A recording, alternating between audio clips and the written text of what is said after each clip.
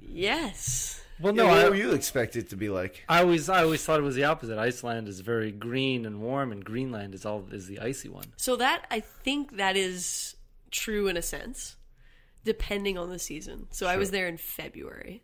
Okay. Pretty cool. Pretty much the same as here. Maybe a little bit warmer in like the city center, but out in the mountains it was pretty cold. Now, my understanding of Iceland is the city center is basically where all of the people who live there live. Yeah, like there are 5 people who live like Not in the between 2 big cities, which are Reykjavik and another city.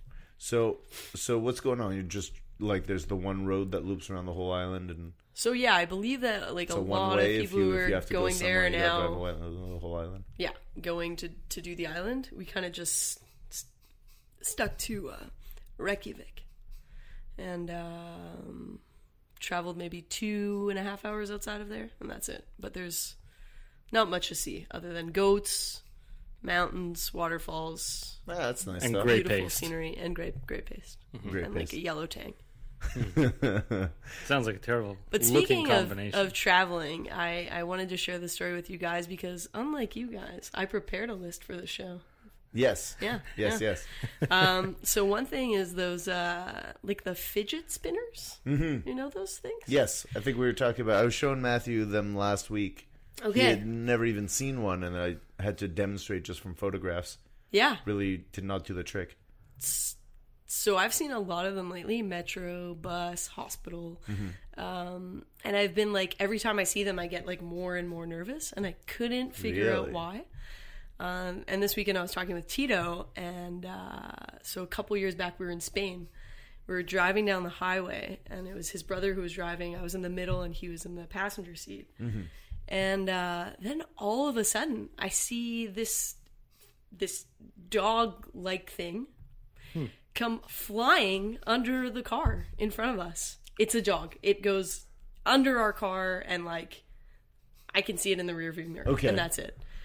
And so I'm like, oh my God, I think that was a dog. And Tito's brother turns to me and he says, that was a Chihuahua. And about maybe 2 kilometers up, we see this woman pulled over on the side of the road with like her hands over her face. And clearly it was her dog who, I don't know, jumped from the window, got whipped out of the window by the air. But it was quite traumatic. I realized fidget spinners spinning like that Chihuahua down the highway. I can't see it. So yeah, I was going to ask. Post-traumatic stress. Was that the Chihuahua was chasing a fidget spinner? Or no, it's flipping around like a fidget spinner. Exactly, like it's spinner. So it went under your car. Did not hit it. Just okay. Right between those wheels. Is there any chance it's still around, still with us? Was it spinning? I really hope not. like flown out of the car, and that's when it went under your car? It caught a gust of wind and just okay, took it down the highway. Yeah. So the lesson is, if you have a Chihuahua, keep your windows closed? Or there is something that we don't understand about Spain, and there is like a toll that you have to pay on these highways. So dead dog expressway. It's going to cost you 2 Chihuahuas and 1 German Shepherd. I'm sorry. That's expensive. That's an expensive drive. Quite the toll. Now, Angela, you're a world traveler. Just a couple weeks ago, you were in Nashville. Yeah. This had nothing to do with the Stanley Cup playoffs that just wrapped up, I assume.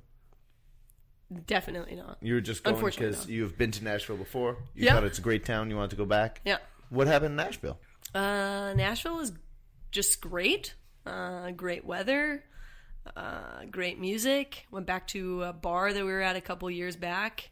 Saw my favorite singer who remembered me, which was very touching. That is touching. Said, I really love that shirt you were wearing. So really remembered the shirt. But it was still my shirt. Either that or that's a stock line, right? You know? I don't think so. No? It was a pretty snazzy shirt. You know the shirt, Jaws? Like the a Jaws? Jaws? You know the... Okay. The movie Jaws? You know but they're like, Jaws. Oh, yeah, so when the movie was based off. Yeah. Well, I have a shirt that says pause. Oh, okay. And it's a cat. Yeah. So it's pretty good. But yeah, Nashville was great. A lot of fried foods, a lot of honky tonkin'. A lot Now, of... what exactly is honky-tonking? You know, it's just a bunch of white people stomping and clapping. Okay, so it's like dance. It's a dance. Yeah. It's also, I think it's like also a place, and it's also a kind of music. It's whatever you want it to be. It's Nashville.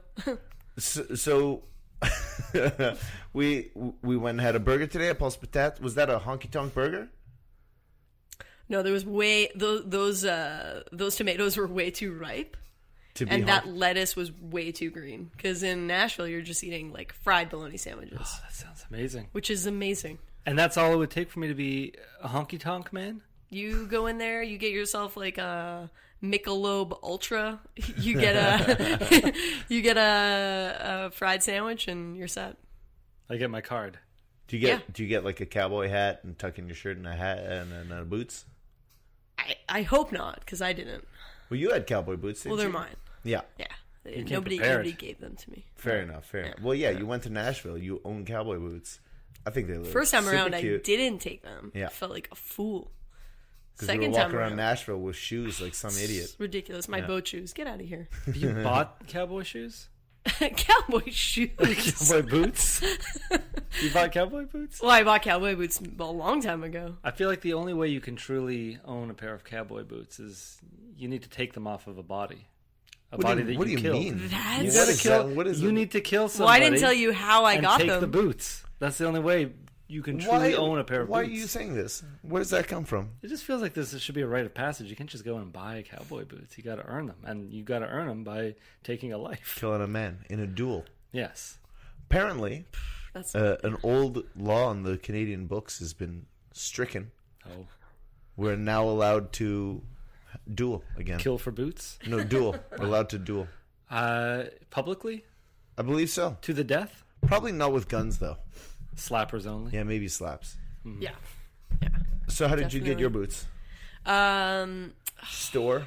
I hate to tell this story because it could get me in trouble. I was not in Verdun. Okay. No, I bought them at a secondhand store in Verdun. Okay. Yeah.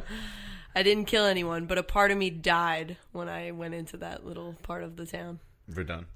Yeah. Big hater of Verdun. Less hater, more just like, I'm good.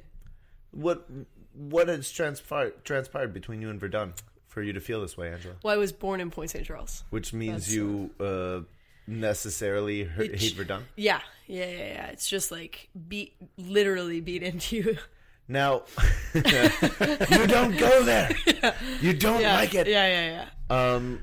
Every time I hear the name Verdun, the first thing that comes to my mind is Verdump. That's what everyone thinks. So I guess I'm now like a proper Pointe-Saint-Charles. I want to shake your hand. And it's been years because you know what? It's just a good nickname. Yeah, Verdump has been around long before me. Yeah. Now, it's not that bad. You walk down Wellington. It's a nice little neighborhood. I know. That's the worst part about it. It's actually not that bad. It's kind of like honestly like a weekend in Toronto where you're just like, not that bad, but I'm not going to say that to anyone. Yeah, they've got Dunkin' Except Donuts, weird things like that. Like, it's not like the rest of town. Yeah. It's a weird little neighborhood, and I wouldn't necessarily want to live there unless I had a quick exit plan. Yeah. So any other good Nashville stories, Angela? So I do have I have a Nashville story that was like really okay, I'm just gonna tell it. Let's hear it. Okay, so we're leaving the honky tonks. It's probably around 2:30 a.m. Check for an Uber. It's like $30 American to get back to our place. How far is the place? Not that far. It's been like a $10 Uber all week. Okay. So it's a Friday night. Pricing, it's like they're it's a little extravagant. Why not just hop in a cab? So instead, I propose we cross the bridge into East Nashville, which is maybe like a 10-minute walk. All so right. we cross the bridge into East Nashville. Check the Uber, $9. Okay. So we get this guy named Justin, who seems super nice. We get into the car. He's like listening to Blink-182, which is it's all right. Like cool, but also always kind of weird. I'm like, this is what you're choosing to listen to right now? Like, yeah, I see your point. Yeah. But cool. But at the same time, doesn't it feel kind of non-threatening? Like totally. He was a wimpy teenager. Yeah.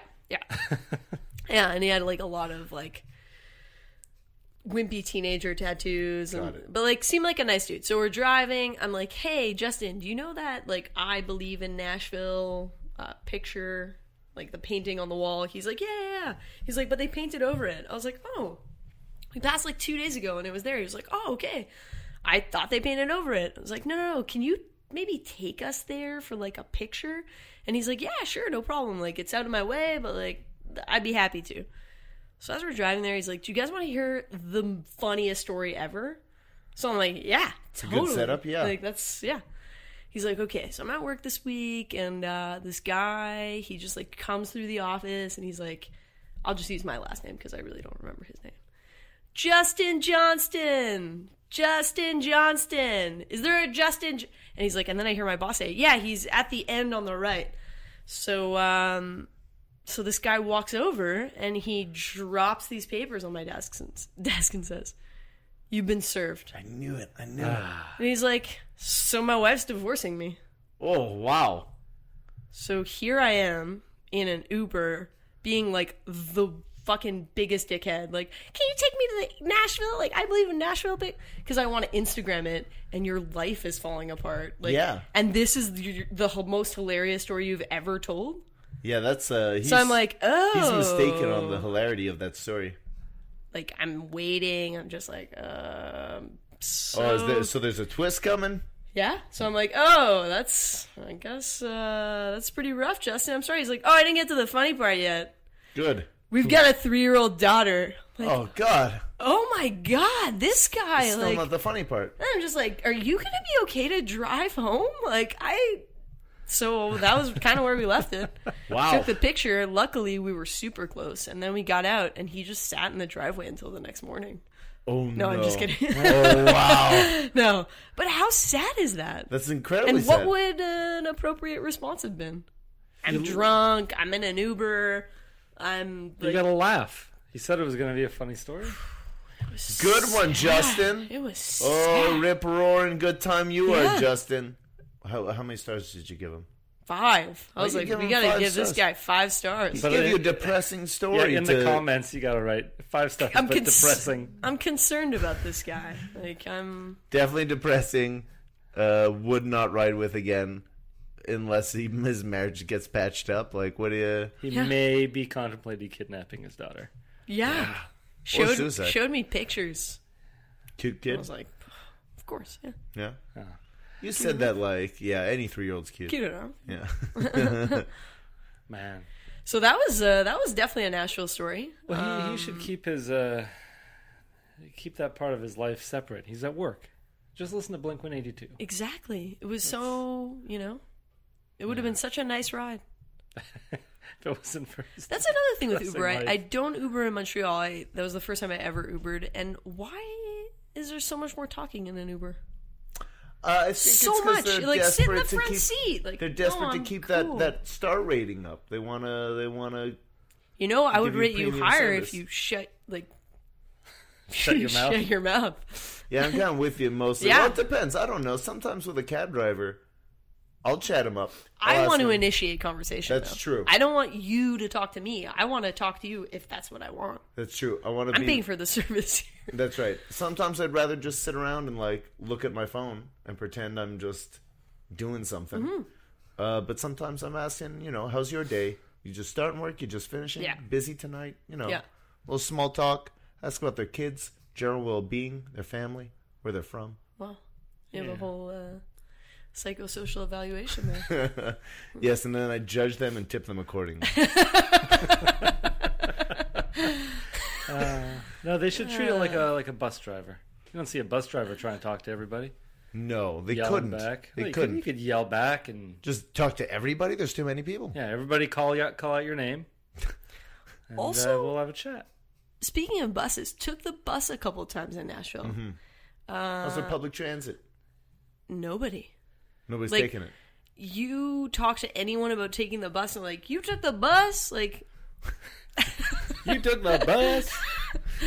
No, they're just like, why didn't you drive? Like, we drive everywhere. It's really like somehow that makes sense. In Tennessee, everyone's got their own pickup